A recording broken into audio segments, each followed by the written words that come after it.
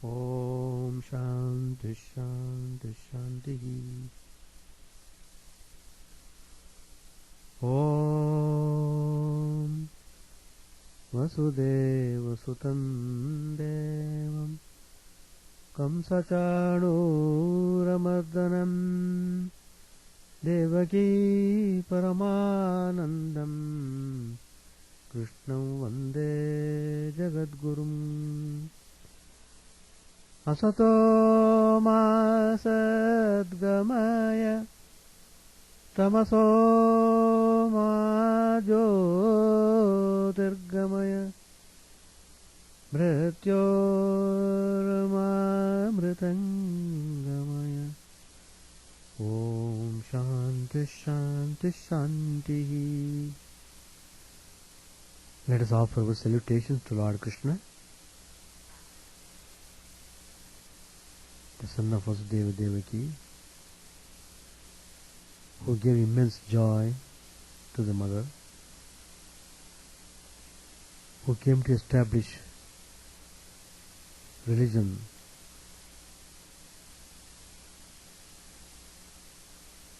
on its proper footing,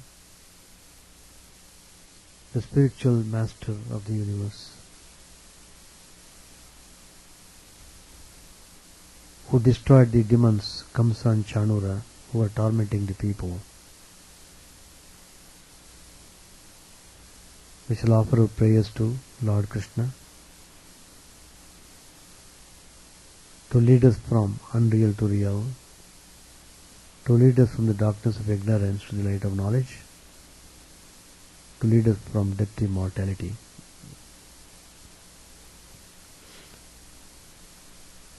We have just concluded the Yoga of Action, third chapter of the Bhagavad Gita. Every chapter is very significant. So all these 18 chapters are the divine message, divine teachings given by Lord Krishna to the humanity.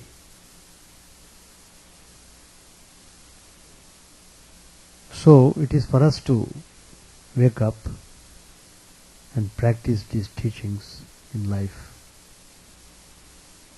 and get life's fulfillment, namely realization of the Supreme. The first chapter is also very significant in the sense that Arjuna was awakened, as it were, from his deep depression, the deep depression which he got on account of his deep attachment. He underwent terrible crisis, unbearable crisis.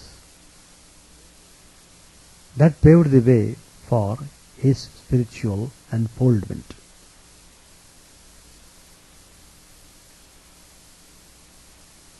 Lord Krishna,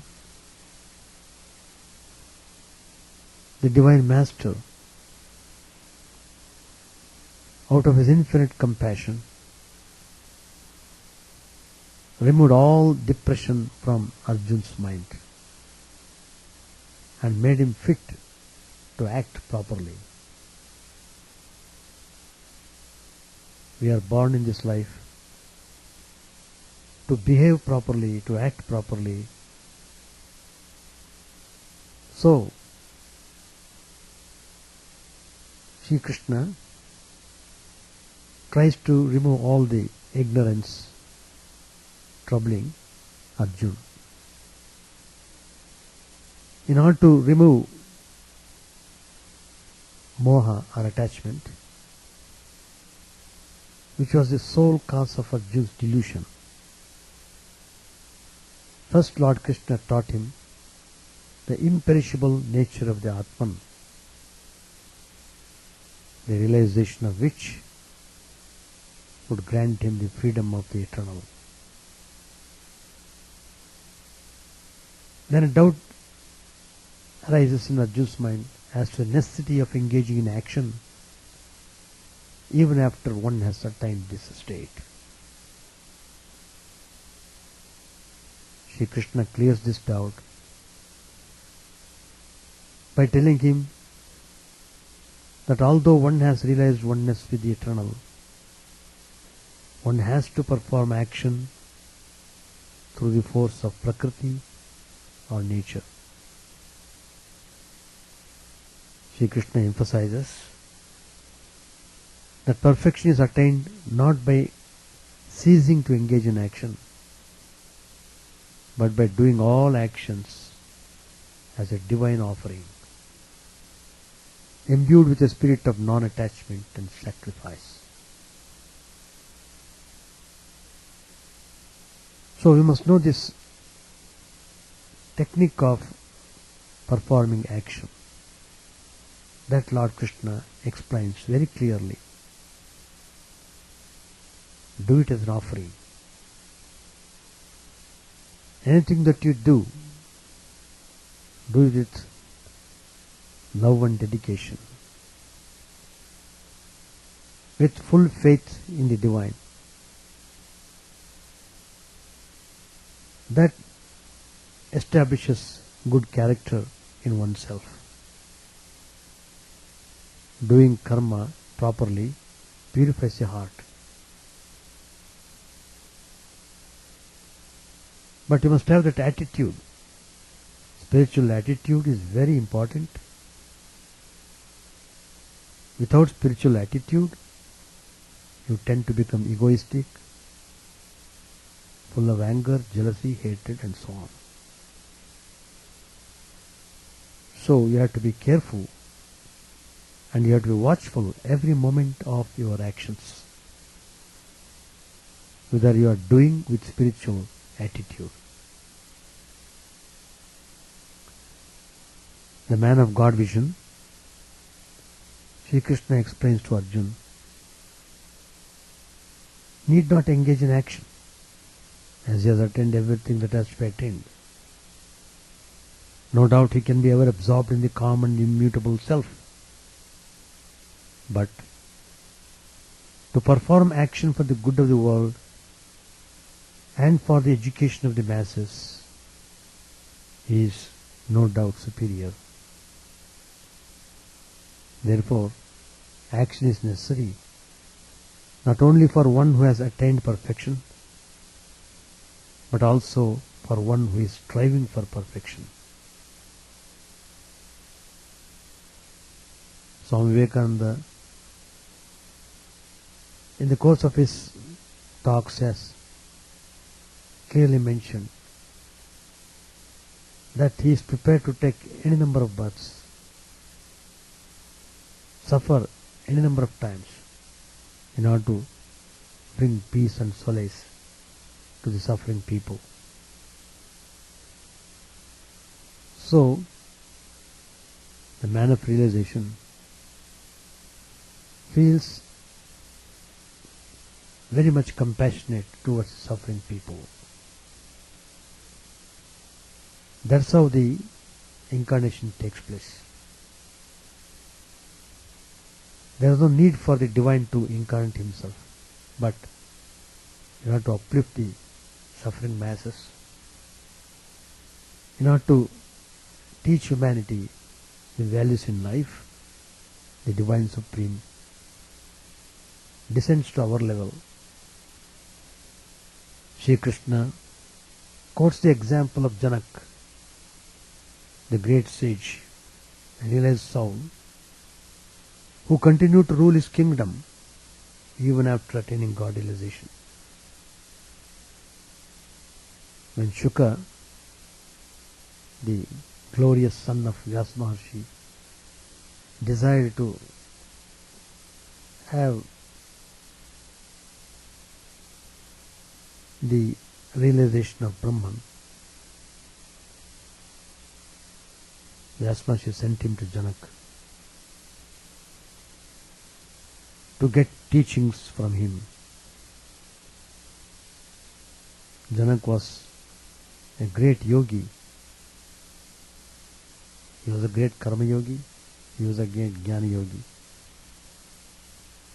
Both combined in a harmonious way. There was no conflict in him. Prakriti or nature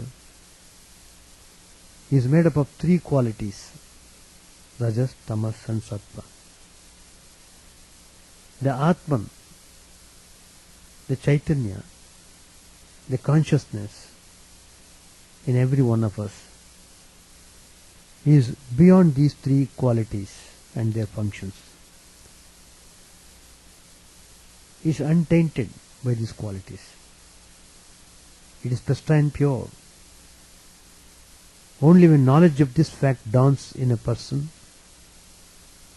does that person attain perfection. So, Lord Krishna tells Arjuna that each one should do his duty according to his nature, and that doing duty that is suited to one's nature in the right spirit of detachment will lead to perfection. Arjuna raises the question as to why man commits such actions that cloud his mind and drag him downwards by force, as it were. Shri Krishna answers that it is desire that impels man to lose his discrimination and understanding and thus commit wrong actions. So, desire is the root cause of all evil actions. If desire is removed, then the divine power manifests in its full glory, and really one enjoys peace, bliss, light and freedom. So people are made to wake up from their drowsy state of worldliness. Generally they won't wake up. They feel they are quite comfortable in their worldly surroundings, worldly associations, worldly activities. But they soon come under bitter experience. They get into various types of crisis in life. And life becomes almost unbearable. That's why people, because they can't bear, they commit suicide. But that state, that terrible state of suffering, terrible state of facing problems in life, terrible crisis of stress and strain, makes him aware of the spiritual values. That paves the way for spiritual unfoldment. That means the seed of renunciation is sown in a person who is down with crisis.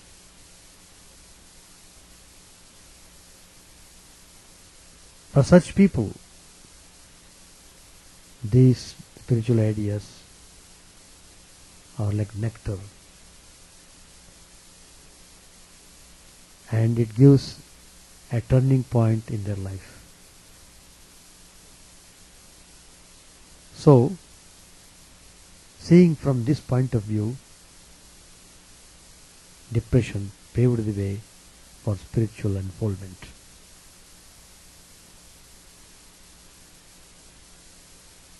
And then Sri Krishna says to Arjuna that Atman is immortal, There is no question of birth and death.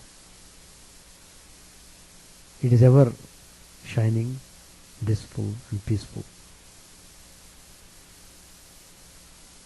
But because the mind is clouded with impurities, we are unable to realize this fact. So, spiritual sadhana is important. Bhagavad Gita is meant for spiritual practice. The more you meditate upon these ideas deeply, the more you feel benefit and you feel calmness in mind.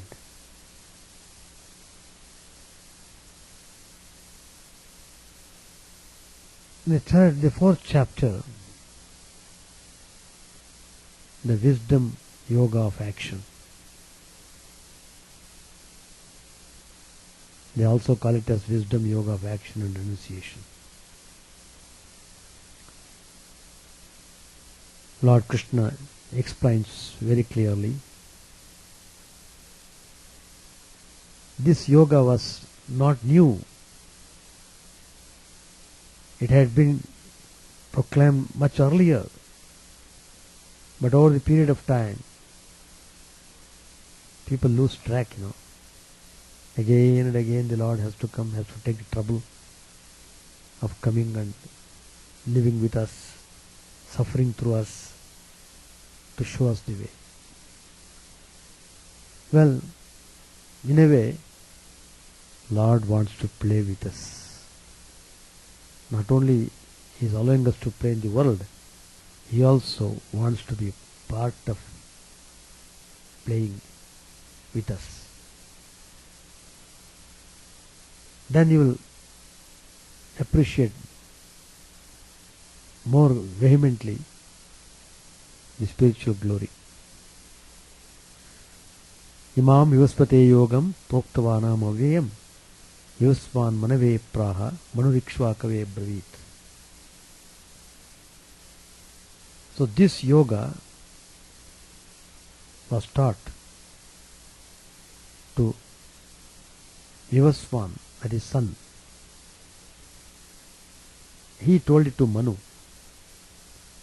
Manu proclaimed it to Ikshvaku, the famous ancestor of the Solar dynasty of Kshatriyas. So like this, the spiritual teachings were handed over.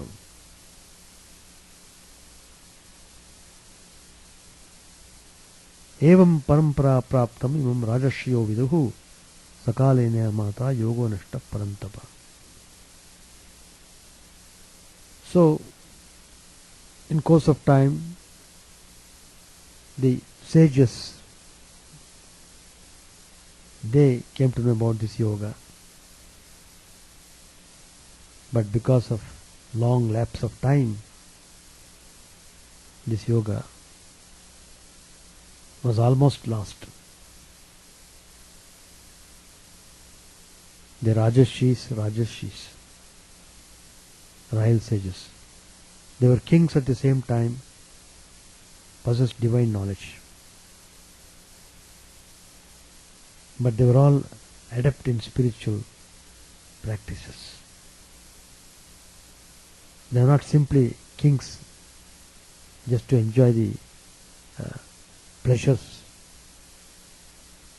but they really meant that their primary duty is to serve the humanity, to serve the people to the best of their capacity. And they did. Saevayam maya tedya yoga prokta puratana bhaktosi me saka cheti rahasyam heduruttamam. So that same ancient yoga has been today taught to you by me, because you are my devotee, you are my friend. It is the supreme secret. This ancient yoga consists of profound and subtle teachings. Hence it is the supreme secret which the Lord reveals to Arjuna. because the spiritual ideas are not easily comprehended by persons immersed in worldliness. So it is very important that we should get education even from childhood about basic spiritual facts which will help us in course of our life. Arjun said, Aparam bhavato janma param janma vivasvataha katametad vijaniyam tumado proktavaniti. Arjun was little puzzled because he saw Krishna now and prior to his birth was the sun. How am I to understand that you did teach this yoga in the beginning?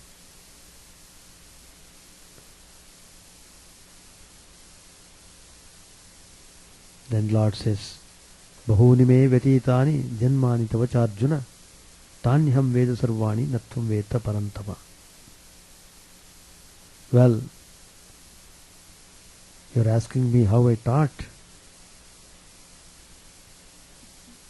I have passed through many births.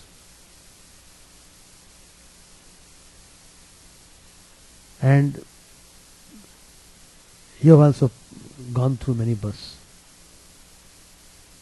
But I know them all. But in your case, you know them not. Because Krishna is none other than the Paramatman, Sarvajna. He knows everything. There is nothing that is not known to him. Ajopi sannavyatma bhutanam ishvaropi san prakritim swamadhishtaya sambhavami atmamaya. Though I am unborn and imperishable nature, though I am of that nature, and though I am the Lord of all beings, yet ruling over my own nature, I am born by my own Maya. So he, with his own power, Maya is the power of the divine to manifest himself. So that is very important to teach the people.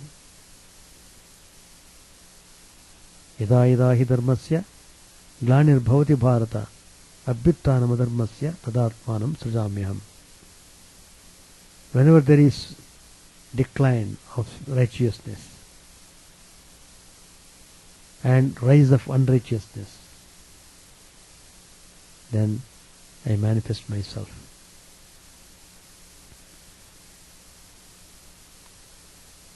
But Lord has got his own time to come. When everything is going very bad,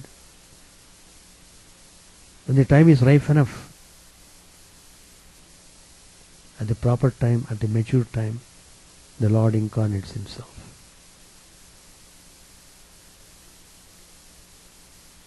That which elevates a person and helps him to reach the goal of life and attain knowledge is called dharma.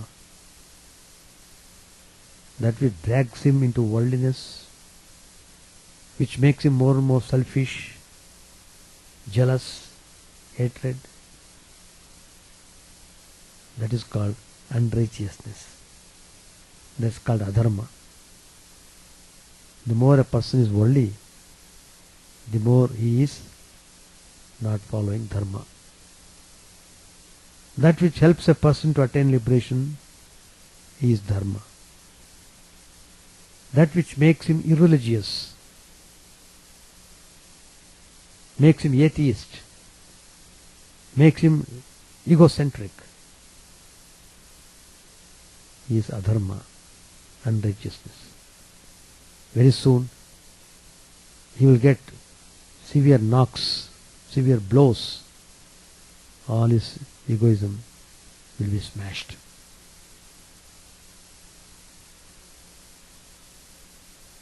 We have heard of the coming of the Messiah at the time of worldly crisis.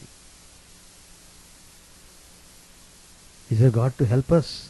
World is passing through a lot of violence and hatred.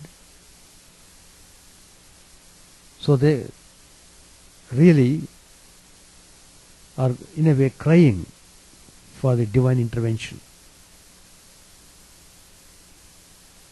Messiah means is the one who brings a message from God.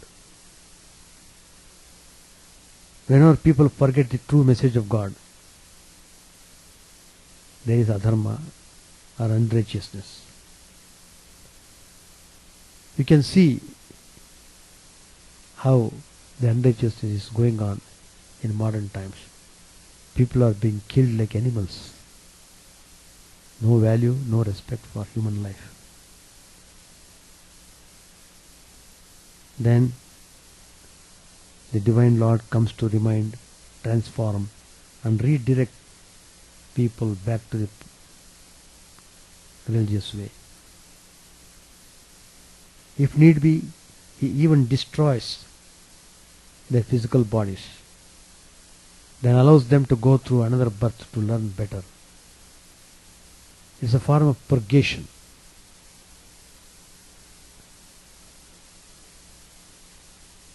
Why should he come into existence in the physical world? The seventh sloka gives a promise. Whenever there is decay in dharma, that means in virtue, and rise of adharma, rise of evil, I come embodied to be in the midst of people, to move as one with them, to help the needy people, and to help the people who really want to escape from the dilemma of worldliness. Sri Ramakrishna also has said in his teachings that he has come to uplift the spiritual seekers. It's an opportunity, it's a golden opportunity given to people who practice spirituality. And Lord takes personal attention, personal care to lead them towards the absolute truth. The Bible says God sent Jesus as the Son of God. Why could not God come himself? Because nobody would recognize him. God doesn't even have a name. We say God or he, but who says God is he or she or it? Who knows it? We are making it gender. God knows. If I go as God, either people won't recognize me, or they will be afraid of me because they don't know who I am. I can't just go as me because I am neither man, animal nor plant. I am formless and nameless. How will they recognize me? So I will just go to them in a way they can recognize me. That's why among human beings, the Divine Supreme comes as a human being.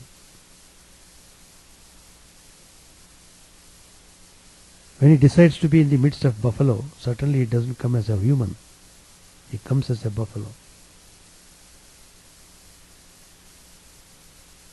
We recognize him only when he comes as us. When he comes as God comes through a form that we understand and with whom we can communicate. So, it's very interesting to note, when God came to England, he spoke English. When he came to North India, he spoke Sanskrit and Hindi. When he came to Tamil Nadu, he spoke Tamil. There are many Tamil saints. Huge literature, spiritual literature is there. Alvars, tremendous, great devotees of God. So the promise that Lord gives, I come to people in their own way so they can understand me and communicate with me. I come to help them get out of this turmoil, take them from the unholy to the holy land, take them from adharma to dharma, take them from the unreal to the real. The minute you feel that you want help and guidance, someone to save you, then the Savior comes. Girish Chandra Ghosh was in a very terrible state of some kind of depression, because he thought he had led such an immoral life, and he felt himself totally disgusted about the way in which he was living. So he went to Tarakeshwar temple, the famous Tarakeshwar Shiva temple. There he prayed to the Lord Shiva, "Oh Lord, please save me. I need your help." But his cry was so intense. He really cried. There was no hypocrisy. He really felt that vacuum in himself. And then you know how really he was saved from Sri Ramakrishna. It is Girish Chandra Ghosh who recognized Sri Ramakrishna as the incarnation of God. His whole life was transformed from the most wretched state to most glorifying state. He was totally purified. He was accepted by Sri Ramakrishna, and he became the foremost disciple. So the Savior comes, and nothing can stop him from saving you, neither land nor sea. Even the sea will part. All scriptures also have their esoteric meanings over and above the story itself. When God wants to help you, nothing can stop him. That's the promise that God gives in this shloka. The only thing is you have to follow him.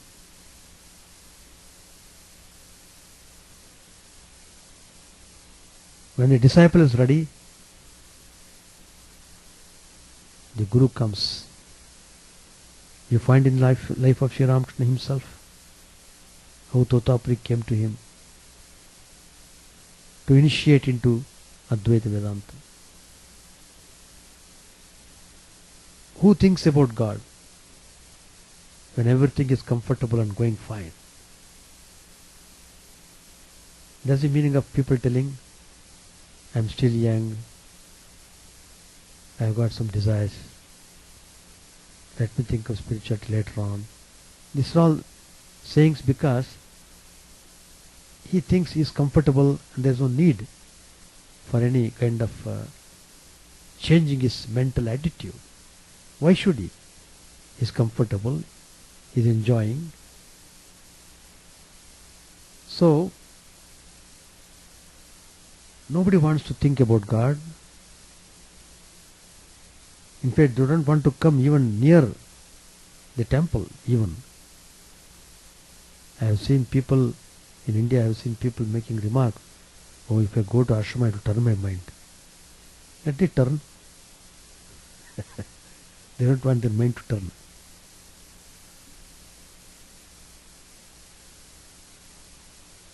You have to be really hungry for God to appear like this for you. That is the meaning of hankering, hankering after God. Do you really hanker after God?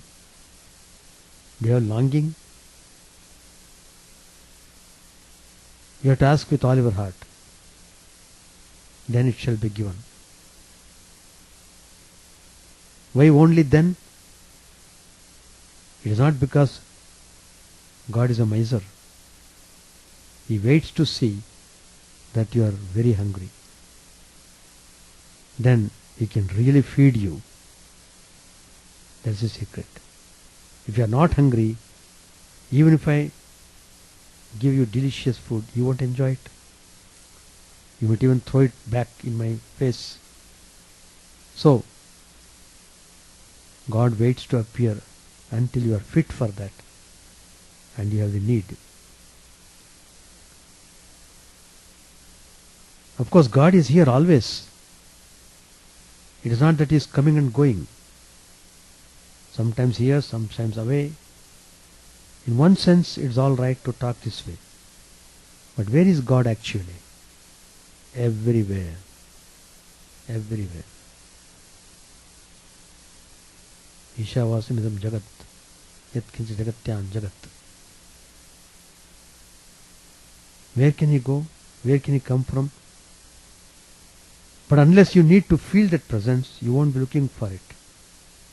It is not that He doesn't want to come, but only when you thirst for Him, will you relish His coming. Then you will know the value of it. When God comes to communicate with you, He just plays with you, talks with you, and sometimes even does mischief with you. He doesn't want you always thinking He is so lofty, because you put a gap there and lose the benefit. To communicate, He sometimes comes as your playmate and friend. All these things we have seen in the lives of saints and sages. How it is true. God comes and plays. How Gopala was playing with Gopalama, Agormani Devi. Gopala actually came. The child Krishna lived with Gopalarma for months. In fact, when she came to meet Sri Ramakrishna at Dakshineshwar, she had to carry the child. And she said, it is so heavy to carry. That's how God gives joy to the devotee. Paritranaya sadhunam vinashaya cha dushkritam dharma samsthapanarthaya sambhavami yuge yuge. So for the protection of the good, for the destruction of the wicked, and for the establishment of righteousness, I am born in every age. I came age after age, He says.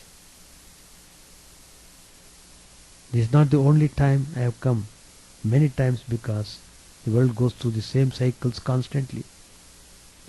It's a continuous process. Very often, adharma accumulates and I have to come and clean it away. Then everything goes on smoothly for a while. Then slowly adharma accumulates again. That's the cycle. That's the way how the world plays upon. So dharma, adharma, they come alternately. Sometimes dharma will be there, sometimes adharma will be there. That friction will be always there. It is like cleaning our houses. Just because we clean the house once, it doesn't mean we won't need to do it again. Some do it once a year, others twice a year. It all depends on how many kids run around or how gently you use the house. This world is God's house. And we are all children running around doing so many things. That's why He has to keep coming and cleaning up. That's the way. So God also enjoys to play with His children. Janma karma cha me devyam evam yo vetti tattvataha tektva deham punajjanma naiti mameti sorjuna. He who knows this in true light, my divine birth and action, after having abandoned the body, he is not born again, he comes to me, O Arjun. Once a person knows the divine glory, then he is overwhelmed by that spiritual experience, and for him he has attained liberation. There is no question of his coming back, taking this body full of filth and undergoing torture in this life. Vitaraga bhaya krodha manmaya mam upashitaha bahuva jnana tapasa puta madbhava magataha. Freed from attachment, fear and anger, absorbed in me, taking refuge in me, purified by the fire of knowledge, many have attained to my being. In the next sloka, Lord Krishna speaks of the different human approaches and the aim of each approach. Ye yathamam prapadyante tam sataiva bhajamyaham mam vartman vartante manushyaha partha sarvashaha. In whatever way men approach me, even so do I reward them. My path do men tread in all ways. So, God is giving tremendous option to us. You can take any form of God and proceed with spiritual practice. Then you will attain Him. God gives assurance. Whatever path the spiritual aspirant has taken, he will reach the goal.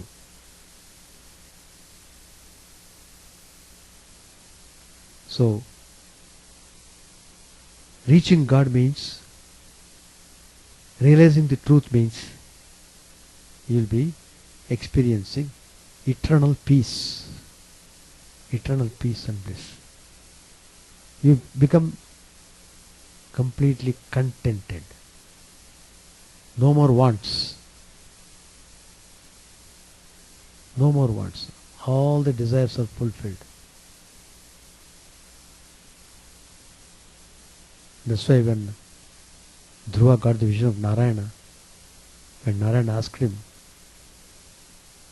"You are meditating for so long, please ask me a boon." "O Lord, what shall I ask? By seeing you, everything is fulfilled." He really meant, there was no hypocrisy. He said, "I don't want anything, I am just happy, peaceful and blissful in your vision. That's enough for me, nothing more." That's the beauty. So, everyone gets to that state. That's why people get into samadhi. It is total absorption in the spiritual ideal. You become one with the ideal. That's why you get absorption, samadhi state. We'll stop here. Some announcements. We have consecration ceremony on July 1st, Sunday, morning 9 to 1 p.m. at the temple site, Glen village.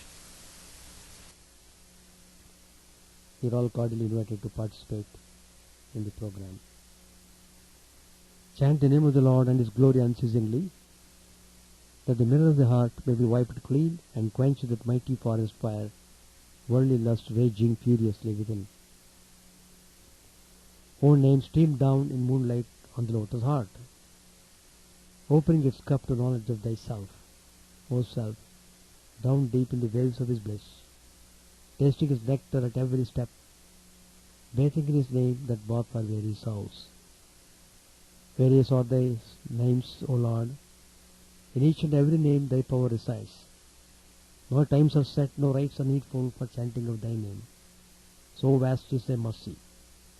How huge then is my wretchedness, who find in this empty life and heart no devotion to thyself. O my mind, be humbler than a blade of grass, be patient and forbearing like a tree. Take no honor to thyself, give honor to all, chant unceasingly the name of the Lord. O Lord and soul of the universe, mine is no prayer for wealth or retinue, the playthings of lust or the ties of fame. As many times as I may be reborn, grant me, O Lord, a steadfast love for thee. A drowning man in this world's fearful ocean is thy servant, O sweet one. Thy mercy, consider him as dust beneath thy feet.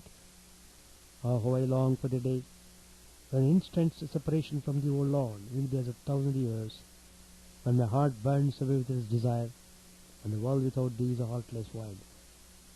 Prostrate at thy feet let me be, in unwavering devotion, never imploring the embrace of thine arms, nor bewailing the joy of thy presence, though it tears my soul asunder. O thou who stillest the hearts of thy devotees, do with me what thou wilt, for thou art my heart's beloved, thou and thou alone. O Lord, lead us from the unreal to the real, lead us from darkness to light, and lead us from death to immortality. May all be free from dangers, may all realize what is good, may all be actuated by noble thoughts, may all rejoice everywhere, may all be happy, may all be free from disease, may all realize what is good, may none be subject to misery. May the wicked become virtuous, may the virtuous attain tranquility, may the tranquil be free from bonds, may the freed make others free. May good betide all people, may the sovereign righteously rule the earth, may all beings ever attain what is good, may the worlds be prosperous and happy. May the clouds pour rain in time, may the earth be blessed with crops, may all countries be freed from calamity, may holy men live without fear. May the Lord, the destroyer of sins, the presiding deity of all sacred works, be satisfied. For he being pleased, the whole universe becomes pleased. He being satisfied, the whole universe feels satisfied.